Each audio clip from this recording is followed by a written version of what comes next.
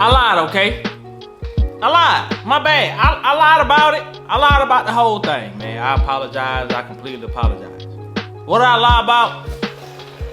This GT40 headed motor. We'll talk about it. God is everything. Without God, I'm nothing. Alright guys, so without me holding y'all hostage too long, let's talk about a few things, right? I gotta come clean. Alright, so when I was on the way to pick up this GT40P motor, I said, hey, I think I can get this done for $1,500. I didn't quite look up the prices of everything, and I didn't realize it was a small block Ford. If this was a small block Chevy, I promise you, I could get this done for $1,500. There are crazy amounts of cheap small block Chevy parts on Marketplace that I could definitely build a bad small block Chevy for less than $1,500.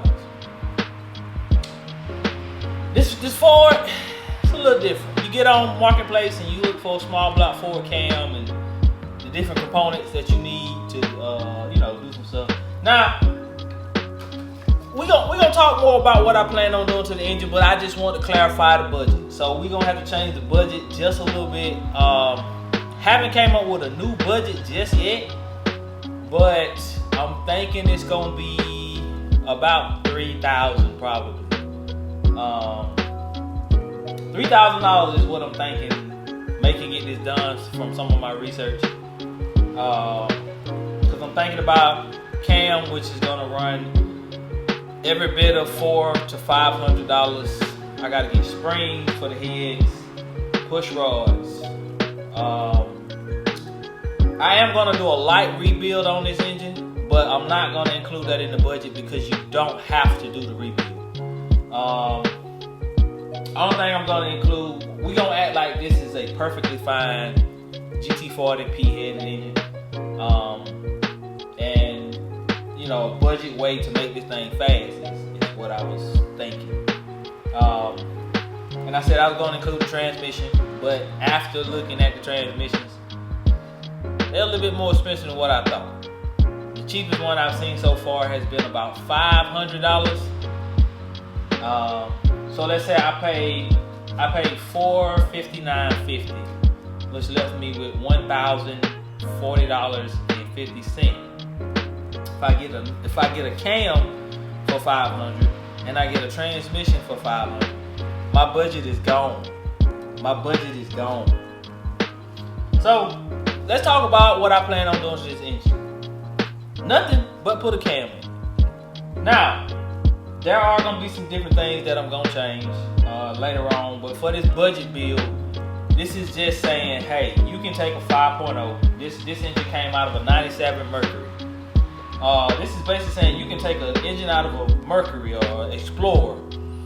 As long as you get the GT40 heads, you can get the GT40 or the GT40Ps. They say the Ps don't fit very well as far as headers, but I got a P, so I'm gonna make this work. I'm not finna, take the heads out and lose no more heads. But anyway, GT40 intake.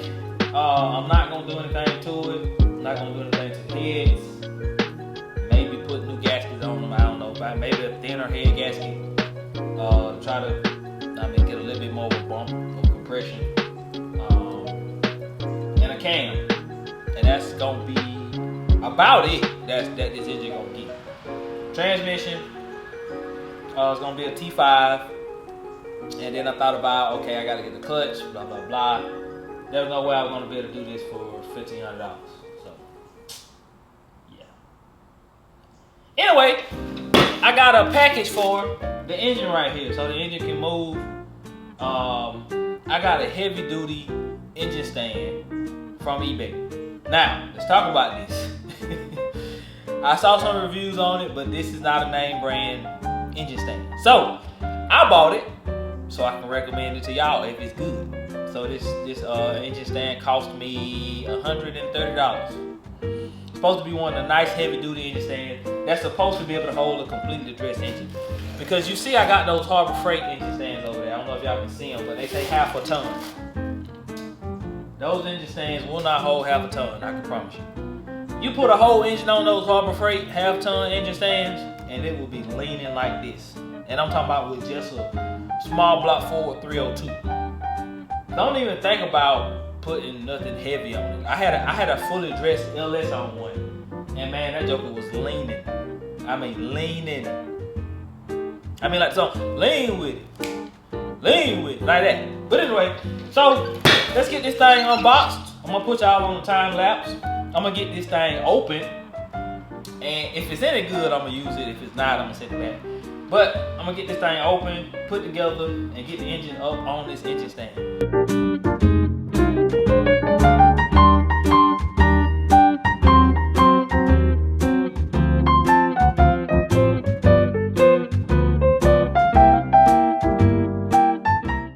Alright guys, so if I'm being completely honest, that stand way exceeded my expectations.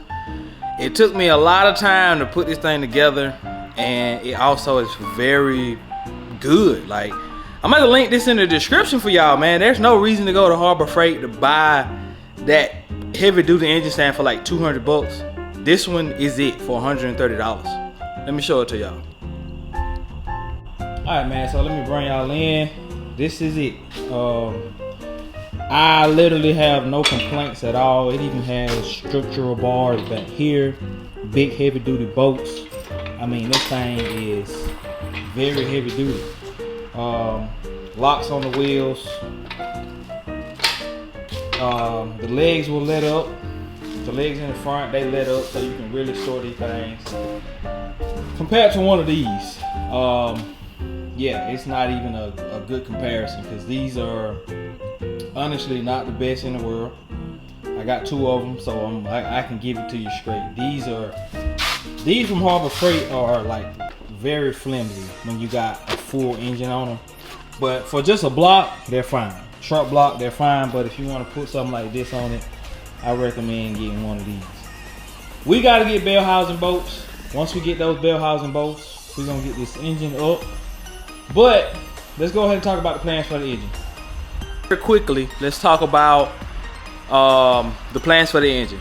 The engine already has GT40 heads on it, GT40P heads, and GT40 intake. So I'm not bothering heads or intake, other than maybe to put new gaskets on them. Plan on running an Anderson N41 cam, T5 trans, 14 gears probably. Because I'm gonna be honest, everything I build, the goal is to beat my cousin Ramondez Stevens, and we decided to compare 302 versus his 306. So this is why I got this engine, and I got tired of looking at that Fox body, because I know I'm not gonna put insurance on it with a 4-cylinder. So I bought this engine, and like I said, that's it. It's just gonna be a cam, GT40P heads, GT40 intake. No other work gonna be done to it. Alright man, so I got the nuts that I need. Got this part of the engine stand. Get ready to get this on, man. And we're gonna get this thing on the engine stand, man. Y'all stay tuned.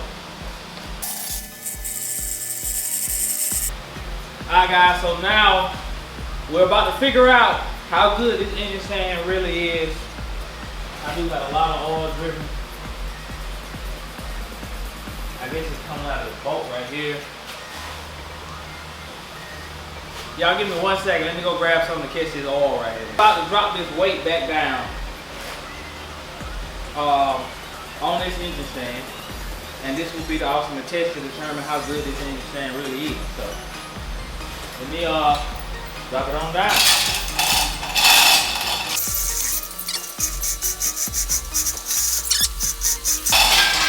It's already out. Alright man, so next up, I do want to check the health of this engine. And of course, I do have to take this oil pan off at some point. But right now, I already got a leak from the drain bolt, and it's getting oil all over my floor right here. So I'm gonna go ahead and let any oil that is in here out. I don't know if the oil pan is cracked or if it's just coming out of this bolt. But either way, I can let this all out and I can see if I got any kind of metal shavings or anything in it. So let me get a bolt, figure out what size this bolt is, and we're gonna let this all out, man.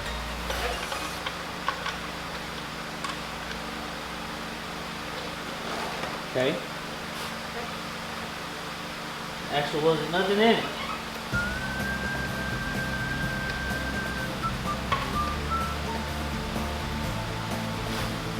Nothing in the oil pan, guys. Okay. This is just oil at the bottom, so I just have to leave that pan up under there. No oil in the engine. Let's move on, guys. The next thing I want to do is rotate this engine over. Just make sure that I can go up here with this wrench or with a bigger wrench and just rotate this engine over a few times, just making sure it rotates over pretty smoothly. That'll let me know, is my bottom end any good or am I gonna have some bottom end trouble? Let's get it.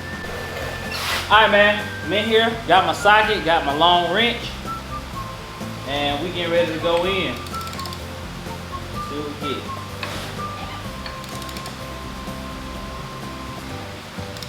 I don't know if this one bouncing back up on me.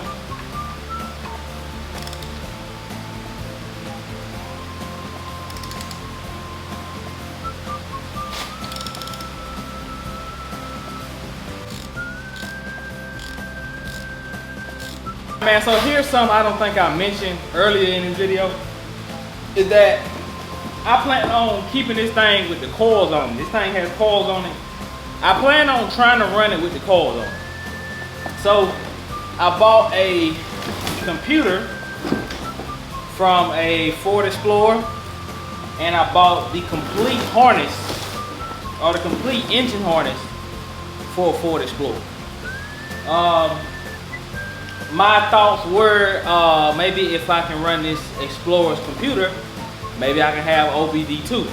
Now, I do know that this is gonna be a challenge. I know a lot of y'all gonna be like, just put the distributor in it, it's easier, blah, blah, blah. But I'm here to do something different. It may not be easy. It may take a lot of research and a lot of work. I may even regret this at some point. I won't doubt that I won't regret it. But this is how I want to try to run this engine, man. If I'm gonna put this in my Fox body, I want to have some tunability to it. So I decided to buy the computer. Anyway, man,